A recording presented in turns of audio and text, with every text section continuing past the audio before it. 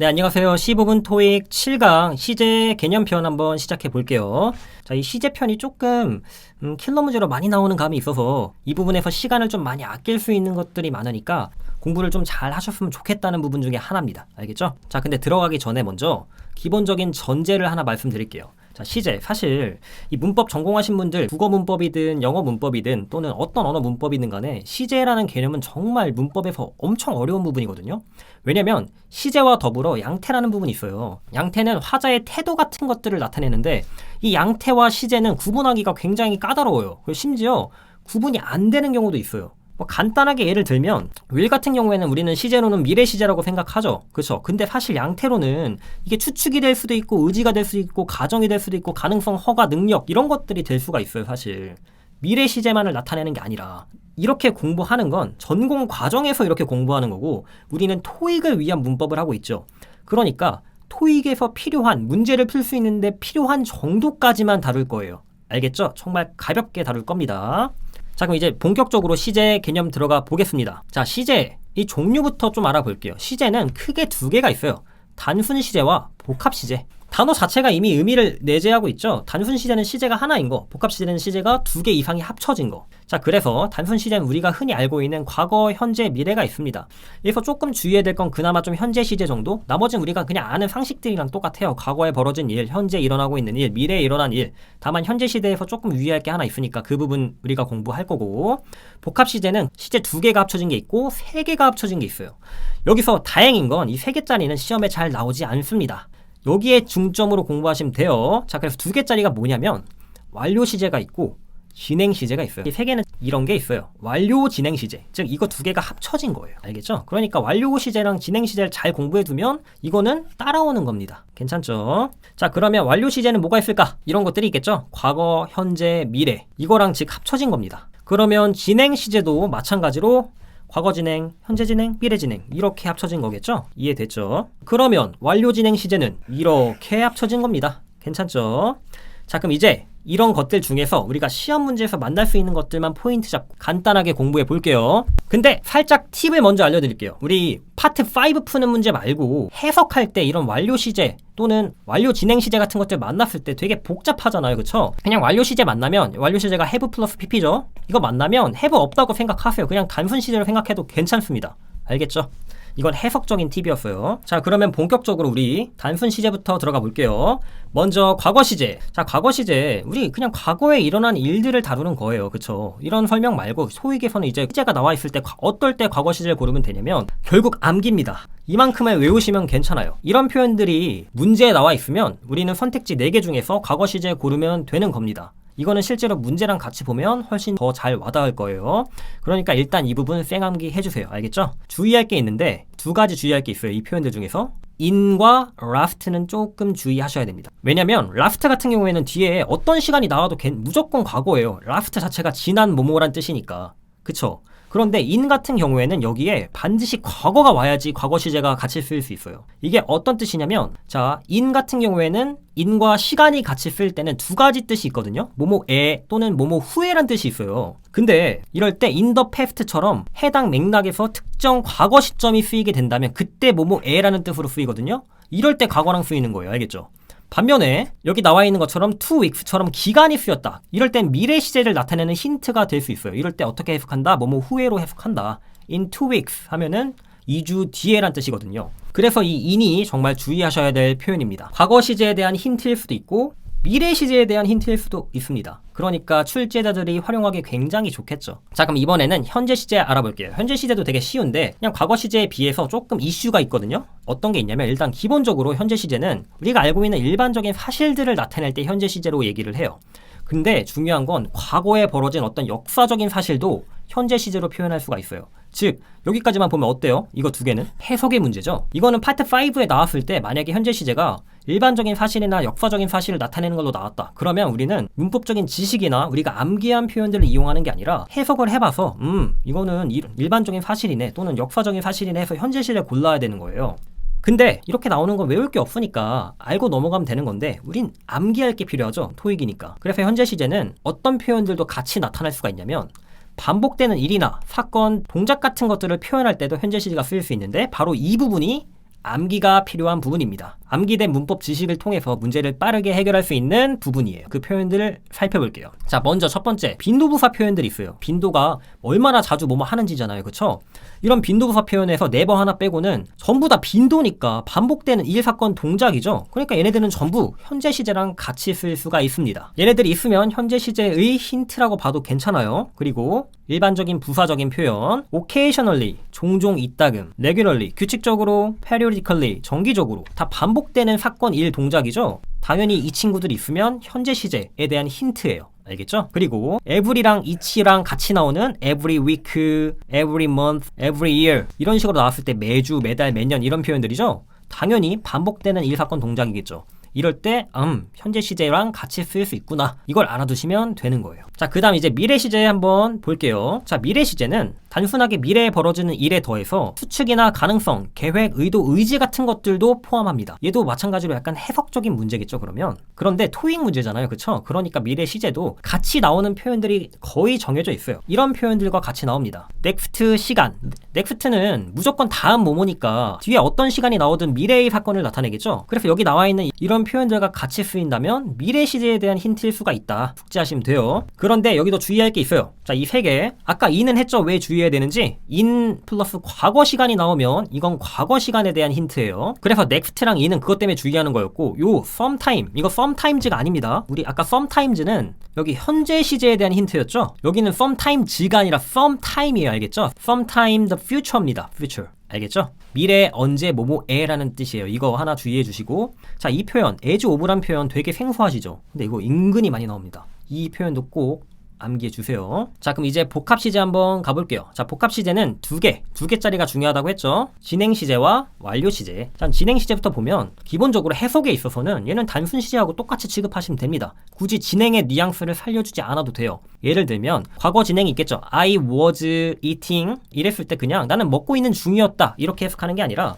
나는 그냥 먹었다 이런 식으로 그냥 단순하게 과거로 해석해주는 게 편해요. 그래서 뭐 과거 진행이든 미래 진행이든 현재 진행이든 그냥 기본적으로 단순 시제와 똑같이 생각하시면 돼요. 그 얘기는 이런 단순 시제와 같이 쓰이는 표현들과 이 진행 표현들도 같이 쓸 수가 있다. 얘네들은 그러니까 보너스죠, 그쵸? 다만 하나 주의할 게 있다면 현재 진행형은 가까운 미래를 표현할 수 있다. 거의 대부분 여기서밖에 시험 문제가 나오지 않으니까 이 부분은 꼭 지어주세요. 즉 분명히 해석을 해봤는데 분명히 문장을 파악했는데 미래의 내용이야. 근데 미래 표현이 없어. 그때 ing 고르면 된다. 그런 말씀입니다. 알겠죠? 현재 진행형은 가까운 미래를 표현할 수 있다. 자, 그러면 정리 한번 해보면 진행 시제는 뭐다? 단순 시제랑 똑같이 취급하면 된다. 같이 나오는 표현들도 단순 시제, 과거 시제, 현재 시제, 미래 시제와 같이 쓸 수 있는 표현들이 있으면 진행 시제도 마찬가지로 같이 쓸 수 있다. 단 현재 시제는 미래 표현까지 가능하긴 하다. 됐죠? 자, 그러면 이제 복합 시제 중에서 완료 시제 가봅시다. 우리 약간 진행 시제는 보너스였는데 이 완료 시제가 조금 그나마 복잡한 부분이거든요. 구문 독해 강의를 듣고 오신 분들은 익숙할 거예요. 구문 제로에서 했던 거예요. 시제를 제대로 이해하기 위해서. 시제 이해가 필요하신 분들은 구문 제로 꼭 듣고 오세요. 여기서는 토익 문제를 위해서 아주 간략한 것들만 할 겁니다. 자, 먼저 우리 단순 시제는 순간이라고 했죠? 그쵸? 일반적으로 순간이에요. 자, 예를 들어 과거가 있다. 그럼 과거에 딱 그 순간이에요. I worked hard. 과거의 어떤 순간에 난 일을 열심히 한 거야. 현재는 지금 현재 일을 열심히 하는 거고 미래에는 어떤 미래의 순간에 일을 열심히 하고 있겠지. 딱 그거거든요. 그러면 이제 완료 시제를 한번 알아보면 완료 시제는 기간입니다. 과거부터 현재까지. 현재부터 미래까지. 자, 먼저 그러면 과거 완료부터 알아볼게요. 과거 완료를 표현을 보면 헤드 플러스 pp로 과거 완료는 어떤 과거의 어떤 시점에서 그것보다 앞선 과거의 시점까지의 일을 나타내요. 그래서 해석을 어떻게 하냐면 I had worked hard 하면 나는 어떤 더 과거에서 그것보다 조금 더 앞선 과거까지 일을 열심히 해왔다 라는 뜻이에요. 현재 완료는 과거에서 현재까지 I have worked hard 하면은 나는 과거의 어떤 시점에서 현재 어떤 시점까지 일을 열심히 해왔다. 그리고 그게 그 행동이 지금 완료가 됐다 이런 뜻이고 미래 완료는 현재부터 시작해서 미래의 어떤 시점에 완료가 되겠다 이런 뜻이겠죠. 자, 그럼 여기서 미래 완료 문장 한번 보면은 I will have worked 일을 계속 해왔을 것이다. For 2 years 2년 동안 by next week 다음 주면은 다음 주가 되면 나는 여기서 일한 게 이제 2년은 됐겠구나 라는 뜻이겠네요. 됐죠? 이런 게 바로 완료 시제입니다. 자, 이만큼은 이제 여기까지는 토익에서의 지식이라기보단 그냥 약간 베이스적인 지식을 말씀드린 거고 우리 이거를 이제 토익적인 지식으로 바꿔봅시다. 정말 단순화시켜서. 자, 토익적인 지식에서 완료 시제 기간 여전히 똑같아요. 알겠죠? 근데 아까 뭐 대과거 가지고 우리가 여러 가지 얘기가 많았잖아요. 그냥 토익에서는 똑같아요. 토익에선 더 과거다. 그냥 더 과거로 보시면 됩니다. 과거 완료는. 알겠죠? 뭐 단순 시제니 완료 시제니 이런 거 신경 쓰지 마시고 그냥 had 플러스 pp가 있다. 그러면 그냥 무조건 더 과거예요. 그래서 예문 한번 볼게요. 자, after I had made a decision. 내가 결정을 한 후에 I worked by myself. 나는 일을 스스로 하기 시작했다. 자, 여기서 제가 더 과거라고 했죠? 살짝 안 보이니까 지워보면 여기 나오는 had made가 있죠? 그럼 이 had made a decision, 내가 결정한 건 뭐보다 더 과거야? worked, 내가 일한 것보다, 내가 혼자 일한 것보다 더 과거구나. 이렇게 이해하시면 되는 거예요. 자, 그럼 현재 완료는 토익에선 어떻게 이해하면 되냐면 이게 문제 풀 때 정말 중요해요. 과거의 일이, 어떤 과거에 있는 일이 현재까지 영향을 줄 때 현재 완료를 선택하면 되는 거예요. 알겠죠? 예문 한번 볼게요. I have worked hard. 나는 열심히 일을 해왔다. For 2 years. 2년 동안. 과거에 일을 열심히 했던 것들이 현재도 열심히 일을 하고 있는 행동으로 이어지고 있는 거죠. 이렇게 영향을 주는 표현들이라고 생각하면 되고, 미래 완료는 특히 이 미래의 특정한 시점, 이게 정말 중요해요. 미래의 어떤 특정한 시점에 어떤 행동이나 일이 끝날 때 미래 완료를 쓰면 돼요. 예문은 똑같아요. 아까랑 I have worked for 2 years by next week. 이렇게 미래의 특정한 시점이 나오거든요. 미래의 어떤 특정한 시점에 내가 어떤 일을 끝낸다, 어떤 일이 완료가 된다 라는 의미로 토익에서 많이 쓰입니다. 결국은 이 완료 시제는 해석과 뉘앙스의 문제가 조금 더 많이 나오는 것 같아요. 근데 다행인 건 이런 완료 시제는 사실 나오는 문제들이 거의 정해져 있어가지고 아마 문제 몇 개 풀어보시면 계속 똑같이 바꿔서 나오기 때문에 크게 헷갈리진 않으실 겁니다. 다행이죠?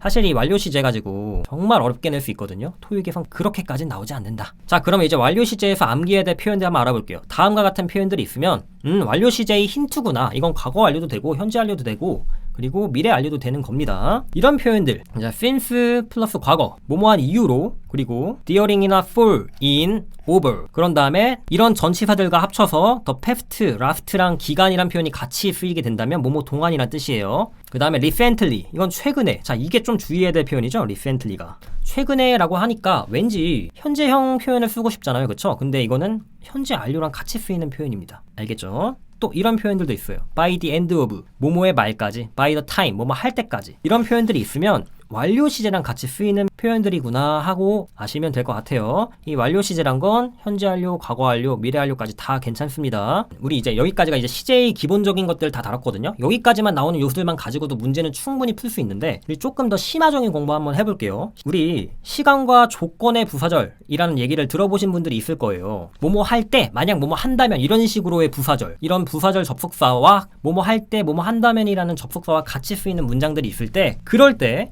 그런 시간과 조건의 부사절 내부에서는 현재 시제가 미래 시제를 나타낼 수가 있어요. 즉, 이 말을 조금 쉽게 풀어보자면 미래 시제를 절대로 쓰면 안 된다. 예를 들면 when이랑 if라는 표현이 있다. 그러면 그 해당 문장에서는 미래 시제를 쓰면 안 된다. 물론 여기서 if 가지고 이제 명사절 구분, 부사절 구분 들어가는 문제도 있을 수 있지만 그 부분은 나중에 다시 다뤄볼게요. 일단 현재로서는 시간과 조건의 부사절에서 미래 시제를 절대 쓰면 안 된다까지만 머릿속에 기억해 두세요. 자, 예를 한번 들어볼게요. 자, when you come back, you will bring me 메로나. 자, 여기 뒤에 보시면 will bring이죠. 그리고 여기 컴백이라는 것도 그럼 결국에는 너가 돌아올 때니까 미래의 사건 아니에요? 너가 돌아오는 거? 너가 돌아올 때 나한테 메로나 갖다 줘. 이런 표현이죠. 근데 여기 왜 will이 안 쓰였다? 그렇지. 이 시간과 조건의 부사절. 이만큼이 시간절이잖아요. 그쵸? 뭐뭐 할 때, 너가 돌아올 때. 미래의 사건이지만 미래 시제를 쓰면 안 됩니다. 미래의 일은 현재 시제로 써줘야 되는 거예요. 그럼 시험 문제는 어떻게 나온다? 그치, 이런 데다 구멍 뚫어두고 will come인지 고르라고 한다. 자, 그러면 이런 시간 조건의 부사절의 암기 요소들, 바로 이런 표현들. 이런 표현들이 있을 때는 시간의 부사절이고 이런 표현들이 있을 땐 조건의 부사절이구나 라고 암기해 주시면 됩니다. 괜찮죠? 최소한으로 간추린 거니까 반드시 외워주세요. 두 번째, 특별한 시제 표현의 마지막 두 번째. 이번엔 당위절입니다. 우리 당위성이란 말 많이 들어봤죠? 당위. 당위가 무슨 뜻이냐면 뭐뭐 해야 한다 라는 뜻이에요. 당연히 뭐뭐 해야 된다 라는 뜻이거든요. 우리가 흔히 주장, 명령, 요구, 제한, 추천 이렇게 많이 들어봤을 거예요. 이런 표현들이 있을 때 시제 표현에 대한 특별한 부분이 있어요. 어떤 거냐면 무조건 동사 원형으로 표시를 해줘야 됩니다. 자, 이 부분은 예문을 통해서 한번 볼게요. 자, 밑에 예문이 있죠? I insisted that. 나는 주장했다. that 이하를. You bring me 메로나. 너는 나한테 메로나를 가져와야 돼. 라고 나는 주장했다. 자, 그럼 여기 뭔가 약간 어색하다고 느낄 수가 있겠죠? 왜냐면 여기 과거잖아요. 이 과거인데 여기는 동사 원형이 쓰였네? 그쵸? 바로 이 자리가 무조건 동사 원형이 쓰여야 되는 자리거든요. 왜 그러냐면 이 문장은 사실 이 문장이랑 똑같아요. 원래 여기에 should가 들어가 있는 거예요. I insist that you should bring me 메로나. 이게 당위적인 표현이라고 했죠. 뭐뭐 해야 한다라는 당위. 그러니까 여기에는 사실 should라는 표현이 있는 건데 일반적으로 얘가 생략될 수가 있습니다. 그렇기 때문에 여전히 should가 있는 거기 때문에 우리 조동사 다음엔 무조건 동사 원형이 오는 거죠. 그러니까 동사 원형이 와야 된다. 알겠죠? 자, 근데 여기서 조금 주의할 게 있어요. 이게 조금 하드 난이도인데 어떤 거냐면, 자, 이런 문장이 있어요. 똑같이 insist예요. I insist that you brought me a melona. 얘가 간목이고 얘가 직목이죠. 자, 이 문장도 문법적으로 맞는 문장이거든요. 얘도 문법적으로 맞고 얘네들도 다 맞고.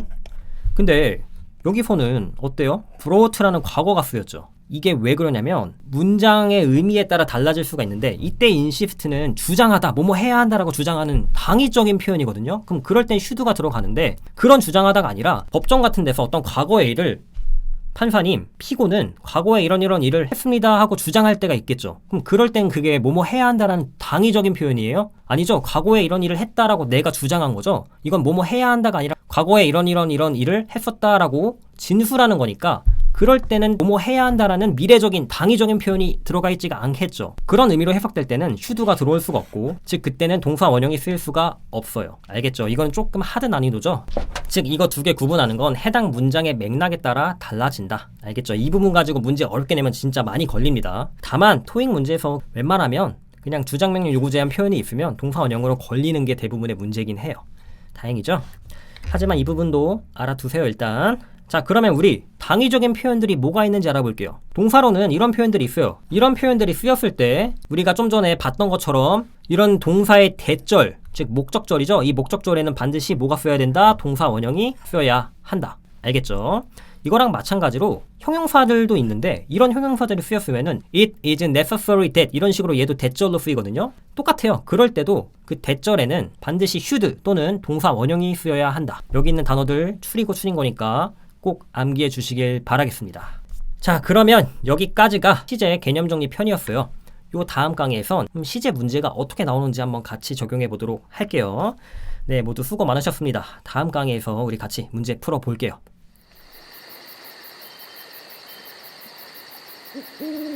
음.